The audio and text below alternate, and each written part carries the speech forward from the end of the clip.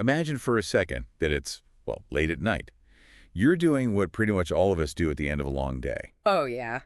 The endless scrolling. Exactly, the doom scroll. Yeah. You're lying in bed, the screen brightness is turned all the way down, and you're just, scrolling through your social media feed. Right. You double tap to like a satirical cartoon that makes you chuckle. Yeah. You hit share on a dense academic article because, well, you thought the underlying thesis was pretty thought-provoking. Sure, totally normal stuff. Right. And then maybe you spend, I don't know, 30 minutes watching a few YouTube videos down some random obscure rabbit hole. It is a completely normal evening. Yeah, sounds like my Tuesday. Exactly. But then I want you to imagine waking up the next day, having your door knocked on, and eventually being handed a prison sentence. Wow. Yeah. And all because those exact actions, the liking, sharing, and watching, were legally classified by the state as spreading rumors. It genuinely sounds like, the inciting incident of a dystopian science fiction novel. It really does. But it is a very real, documented legal reality for some people. And examining how something like that happens, it really forces us to ask some incredibly foundational questions about how legal systems actually operate. Right, because we tend to just assume that the line between a fact and an opinion is this solid, unmoving wall. Exactly. But when you look closely at the exact legal mechanisms used to define that boundary, you realize it can be weaponized in ways that most of us would never see coming. And that is exactly our mission for you today. We are exploring that very delicate, legal, and honestly philosophical boundary between a fact and an opinion. Yeah. Specifically, we're looking at how a legal system's interpretation of that boundary has the power to just completely reshape reality for an individual. Yep. Our sources for this deep dive are a series of detailed legal, logical, and philosophical analyses of a really fascinating document. It is such a fascinating read. It really is. It's called The Self-Defense and Blood Letter of Accusation from Prison. And it was written by Dr. Chen Jingyuan, who was a scholar charged with the crime of picking quarrels and provoking trouble, strictly based on his digital footprint. Just as a quick caveat, before we dive into the actual mechanics of this case, because we are looking at a document tied to politically charged judicial actions, we want to be totally clear with you, the listener, that we aren't here to take political sides today. Absolutely not. Right. We are not endorsing any specific government's viewpoint, nor are we endorsing the specific political views of the defendant. We are looking at this strictly to impartially report on the legal, logical, and philosophical arguments presented in Dr. Chen's defense documents. Yeah, just looking at the arguments. Exactly, without endorsing the viewpoints themselves. We're doing this purely because the legal structures and the intellectual defense he constructs are just incredibly complex, utterly fascinating, and highly relevant to anyone who uses the internet today. I am so glad you brought that up because the defense strategy itself is, honestly, it's brilliant. Okay, Yeah. Let's unpack this. Because if most of us were dragged into court over 100 different social media posts, our instinct would probably be to argue over every single one. Oh, for sure. You want to explain yourself. Right. You'd be like, oh, I didn't mean it that way, or, this one was just a joke. But Dr. Chen didn't do that at all. No, he didn't. He took a massive step back and built a structural defense. He looked at all the posts the police labeled as criminal evidence, and he categorized them into 4 very distinct buckets. Exactly. He realized that arguing the specifics of a joke was a losing battle, so he attacked the underlying legal categorization instead. Which is so smart. It really is. According to the sources, he sorted his digital history into these 4 categories. First, artistic creations and appreciations. Second, subjective emotional expressions. Third, rational academic theories. And fourth, objective descriptions of reality. And this is where my mind was kind of blown by the underlying logic. He essentially argued that those first 3 categories, so the art, the emotion, and the academic theory, they simply do not possess a true or false binary. Right. It's like asking if the color blue is true or false. It doesn't make sense. You cannot put a feeling on trial for perjury. No, you can't. And to give you some context, the sources list exactly what the police were using against him. In one instance, he posted an image of a candle to commemorate an event. In another, he shared a satirical cartoon of a little girl holding an umbrella. Yeah, just basic imagery. Exactly.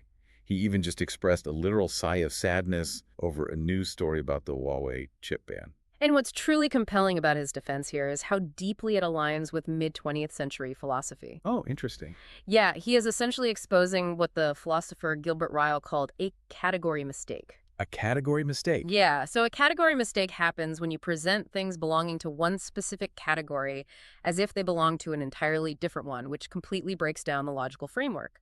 Right, okay. So it'd be like trying to measure the weight of an idea in pounds, or Yes. like asking what the temperature of the alphabet is. Precisely.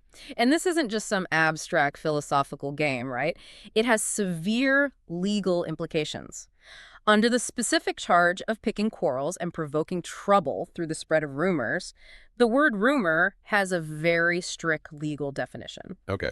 It must be a verifiable, objective fact that has been demonstrably fabricated. It must belong to the category of fact statements. But art, subjective emotion, and academic theories belong to entirely different categories. Exactly.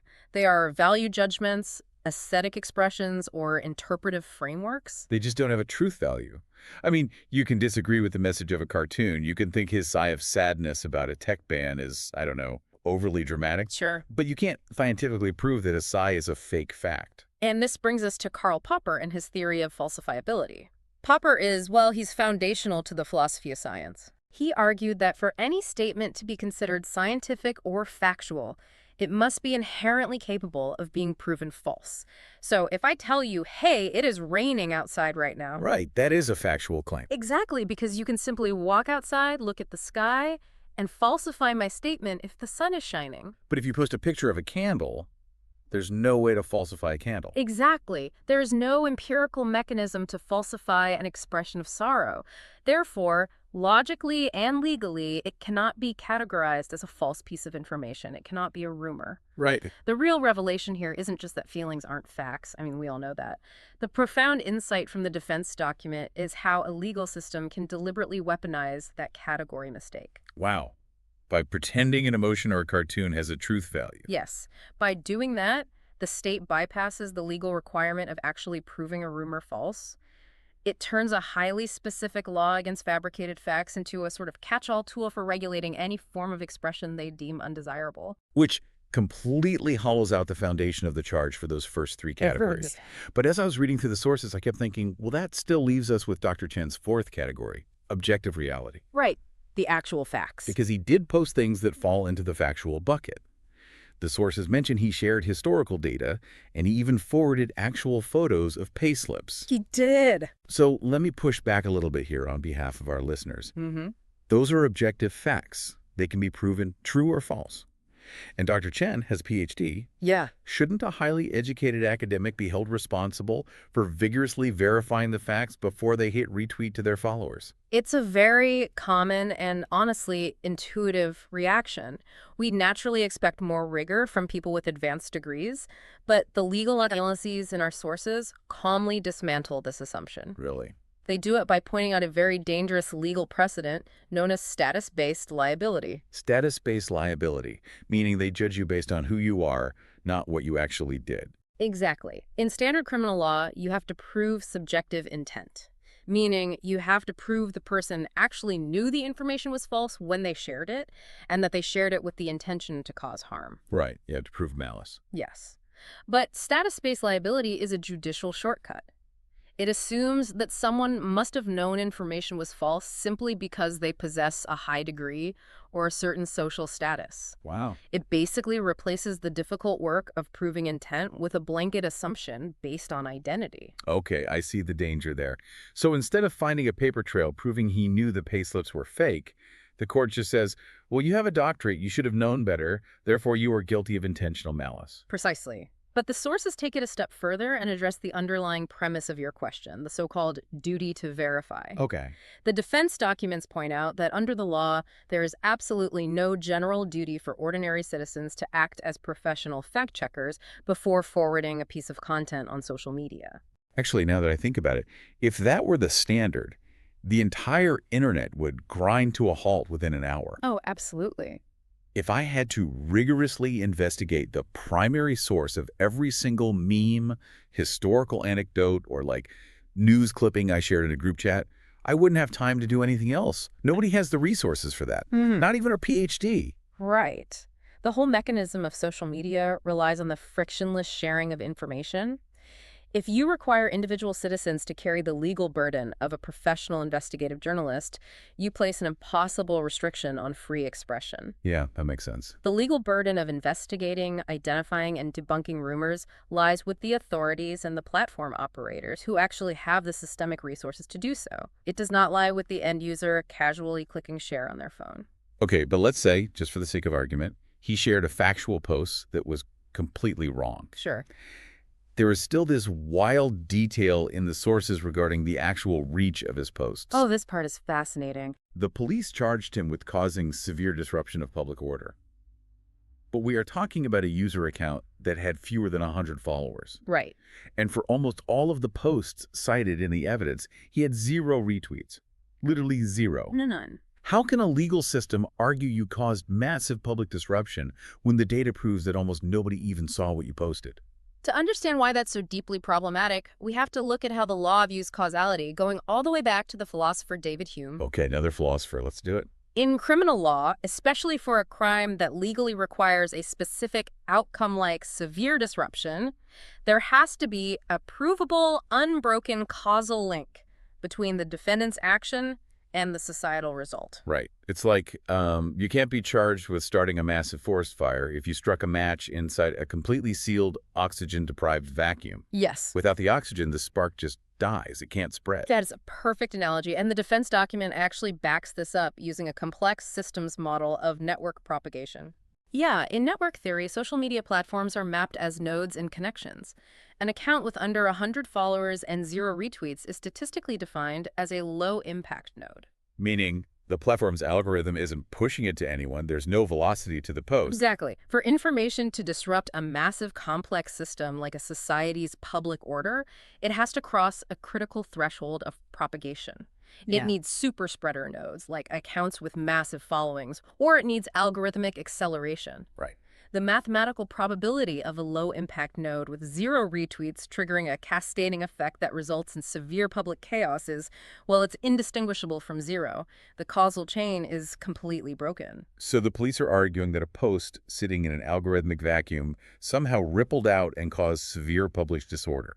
That defies both legal logic and basic mathematics. And here's where the legal process described in the sources gets even more problematic. Oh, it gets worse. According to the defense documents, the prosecution never actually proved that the factual posts he shared were false in the first place. Wait, what? Yeah, they never issued an official public debunking.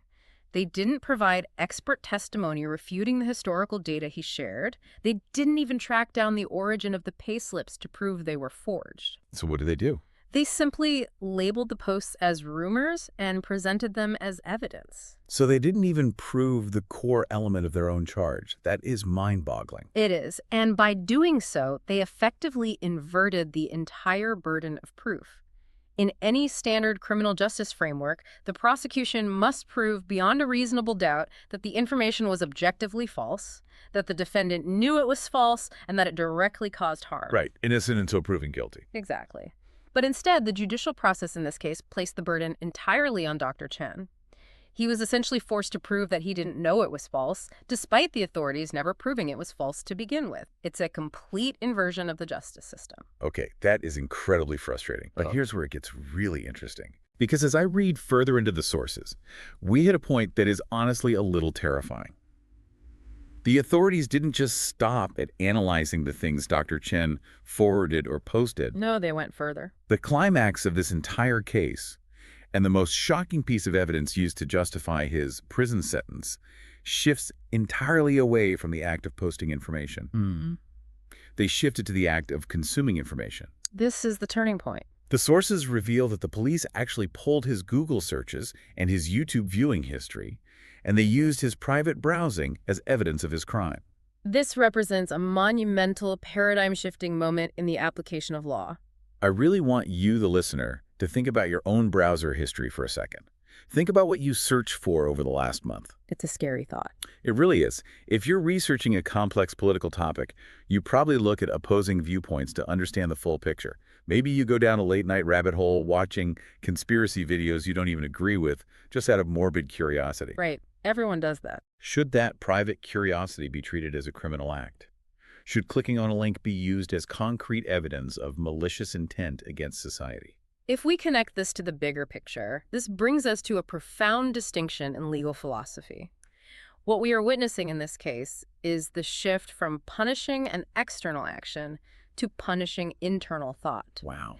In legal terminology, it is the criminalization of cognitive activity. Because watching a video on your phone in your bedroom isn't an action that affects anyone else in the physical world.